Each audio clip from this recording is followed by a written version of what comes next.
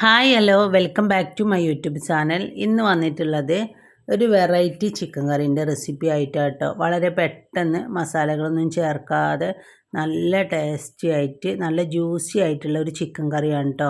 അപ്പോൾ ഇത് നമ്മുടെ ഇടിയപ്പത്തിൻ്റെ കൂടെ വെള്ളപ്പത്തിൻ്റെ കൂടെ ഒക്കെ നല്ലൊരു കോമ്പിനേഷനാണ്. പെട്ടെന്ന് തയ്യാറാക്കാൻ പറ്റിയ നല്ലൊരു റെസിപ്പിയാണ്. അപ്പോൾ ഈ റെസിപ്പി ഒന്ന് നമുക്ക് കണ്ടു നോക്കാം. അപ്പോൾ അതിനിവിടെ ഞാൻ കുറച്ച് ചിക്കൻ എടുത്തിട്ടുണ്ട് കേട്ടോ. അതിലേക്ക് 1 ടേബിൾ സ്പൂൺ ഇഞ്ചി വെളുത്തുള്ളി പേസ്റ്റ് ആക്കിയതും, ആവശ്യത്തിന് ഉപ്പ്, 1.5 ടീസ്പൂണ് കുരുമുളകും ഇട്ടിട്ടുണ്ട്. ഇനി ഇതെല്ലാം കൂടി നമുക്കൊന്ന് മിക്സ് ചെയ്തെടുക്കണം. ഇതിലേക്ക് ഞാൻ 1/4 കപ്പ് തൈര് ചേർത്ത് കൊടുക്കുന്നുണ്ട്. അധികം പുളിയില്ലാത്ത നല്ല കട്ടിയുള്ള തൈരാണ് കേട്ടോ ചേർത്ത് കൊടുത്തിട്ടുള്ളത്. ഇനി ഇതെല്ലാം കൂടി നന്നായിട്ടൊന്ന് മിക്സ് ചെയ്ത് കുറച്ച് സമയം ഒന്ന് റെസ്റ്റ് ചെയ്യാൻ വേണ്ടിയിട്ട് വെക്കണം. അപ്പോൾ നല്ല രീതിയിൽ തന്നെ ഒന്ന് മിക്സ് ചെയ്തെടുക്കുക കേട്ടോ. അപ്പോൾ ഇതൊരു തട്ടിക്കൂട്ട് ചിക്കൻ കറിയാണ് കേട്ടോ. നമ്മൾ പെട്ടെന്ന് തയ്യാറാക്കാൻ പറ്റിയ നല്ലൊരു ചിക്കൻ കറിയാണ്. ഇപ്പോൾ ഇവിടെ രാത്രി കിടക്കുമ്പോൾ തന്നെ മക്കൾ ചോദിക്കും നാളെ ബ്രേക്ക്ഫാസ്റ്റ് എന്താണെന്ന് കേട്ടോ. അപ്പോൾ എന്തിനാന്ന് വെച്ചാൽ രാവിലെ നേരത്തെ നീക്കാനാന്ന് പറയും കേട്ടോ. അപ്പോൾ അതുകൊണ്ട് തന്നെ അവർക്ക് ബ്രേക്ക്ഫാസ്റ്റിന് നല്ലൊരു കറി ഉണ്ടാക്കാമെന്ന് വിചാരിച്ചിട്ട് അങ്ങനെ പെട്ടെന്ന് ഉണ്ടാക്കിയതാണ്. അപ്പോൾ പാൻ അടുപ്പിൽ വെച്ചിട്ടുണ്ട്. അതിലേക്ക് ഞാൻ ഓയിൽ ഒഴിച്ച് കൊടുത്തിട്ടുണ്ട്. ആ ഓയിലിലേക്ക് ഞാൻ 2 ചെറിയ സൈസ് സവാള അരിഞ്ഞത് ചേർത്ത് കൊടുത്തിട്ടുണ്ട്. നൈസായി അരിഞ്ഞിട്ടൊന്നുമില്ല, സാധാ പോലെ അരിഞ്ഞെടുത്തിരിക്കുകയാണ്. അപ്പോൾ ഈ സവാള നന്നായിട്ടൊന്ന് വഴറ്റിയെടുക്കുകയാണ്. മക്കൾക്ക് ഇതേപോലെയൊക്കെ എന്തെങ്കിലുമൊക്കെ ഉണ്ടാക്കി കൊടുത്താലേ ബ്രേക്ക്ഫാസ്റ്റ് നല്ല രീതിയിൽ കഴിക്കുള്ളൂ.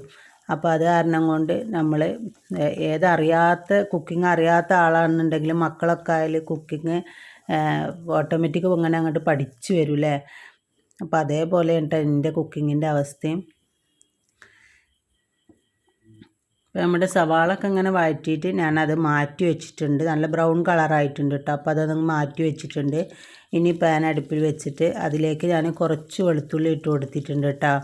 വെളുത്തുള്ളിയും കറിവേപ്പിലയും എനിക്ക് നല്ല ഇഷ്ടമാണ് കറിയിലിടുന്നത്. അപ്പോൾ അതുകൊണ്ട് തന്നെ കുറച്ച് വെളുത്തുള്ളിയാണ് ഞാൻ ചേർത്ത് കൊടുത്തിട്ടുള്ളത്. ഞാൻ നല്ല മൂത്ത് വരുമ്പോൾ ആ നല്ലൊരു സ്മെല്ലുണ്ടല്ലോ, അത് നല്ലൊരു ഇതാണല്ലേ. അപ്പോൾ വെളുത്തുള്ളിയൊക്കെ ഒന്ന് മൂത്ത് വന്നപ്പോൾ നമ്മൾ നേരത്തെ മാറ്റി വെച്ച ചിക്കൻ്റെ പീസുകളൊക്കെ ഇതിലേക്ക് ഇട്ട് കൊടുക്കുകയാണ്. അപ്പോൾ ആ വെളുത്തുള്ളി കിടന്നിട്ട് ആ ചിക്കൻ്റെ പീസൊക്കെ ഇങ്ങനെ വെന്ത് വരുമ്പോൾ നല്ലൊരു ടേസ്റ്റാണ് കേട്ടോ. അപ്പോൾ അതിന് വേണ്ടിയിട്ടാണ് ഞാൻ വെളുത്തുള്ളി ചേർത്തിട്ടുള്ളത്. ഈ ചിക്കൻ്റെ പീസൊക്കെ ഇട്ടിട്ട് ഒന്ന് ഫ്രൈ ചെയ്തെടുക്കണം. അപ്പോൾ അതിൻ്റെ ആ കളറൊക്കെ ഒന്ന് മാറുന്ന വരെ ഒന്ന് ഫ്രൈ ചെയ്തെടുക്കാം. ഇനി ഇതിലേക്ക് ഞാൻ 2-3 പച്ചമുളക് കീറി ഇട്ട് കൊടുത്തിട്ടുണ്ട്. പിന്നെ നമ്മൾ നേരത്തെ മാറ്റി വെച്ച സവാള മിക്സിയുടെ ജാറിൽ നന്നായിട്ട് നല്ല പേസ്റ്റാക്കി അരച്ചതും കൂടി ഇതിലേക്ക് ഇട്ട് കൊടുത്തിട്ടുണ്ട്. ഇനി ഇതെല്ലാം കൂടി നല്ല രീതിയിൽ തന്നെ ഒന്ന് മിക്സ് ചെയ്തതിന് ശേഷം ഞാനിതിലേക്ക്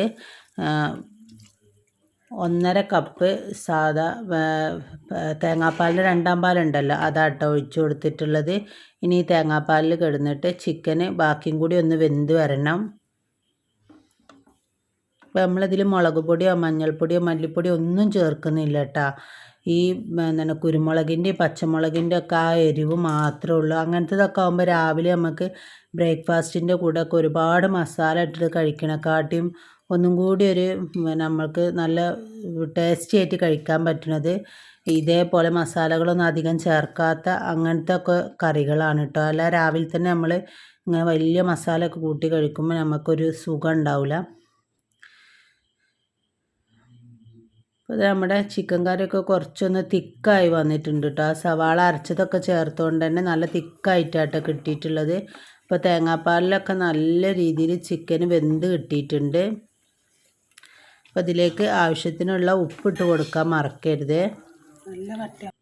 ഇപ്പോൾ നല്ല തിക്കായി വന്നപ്പോൾ ഞാനിതിലേക്ക് 1-ാം പാലാണ് കേട്ടോ ഒഴിച്ച് കൊടുക്കുന്നത്. അപ്പോൾ ഞാനിവിടെ തേങ്ങാപ്പാൽ എടുത്തിട്ടുള്ള നമ്മൾ കടയിൽ നിന്ന് മേടിക്കുന്ന തേങ്ങാപ്പാലുണ്ടല്ലോ അതാണ് കേട്ടോ. അപ്പോൾ അതുകൊണ്ട് തന്നെ നല്ല അത്യാവശ്യം നല്ല കട്ടിയുണ്ട് ആ തേങ്ങാപ്പാലിന്.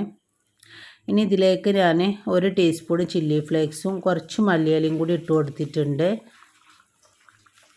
അപ്പോൾ നന്നായിട്ടൊന്ന് തിളച്ച് വരണം കേട്ടോ. നമ്മൾ വീട്ടിലുള്ള തേങ്ങാപ്പാലൊക്കെ ആണെങ്കിൽ ഇതേപോലെ തിളച്ച് വരുമ്പോൾ അങ്ങോട്ട് പിരിഞ്ഞ് പോകട്ടോ. പക്ഷേ ഈ തേങ്ങാപ്പാൽ അങ്ങനെ പിരിഞ്ഞു പോകണമെന്നില്ല കേട്ടോ.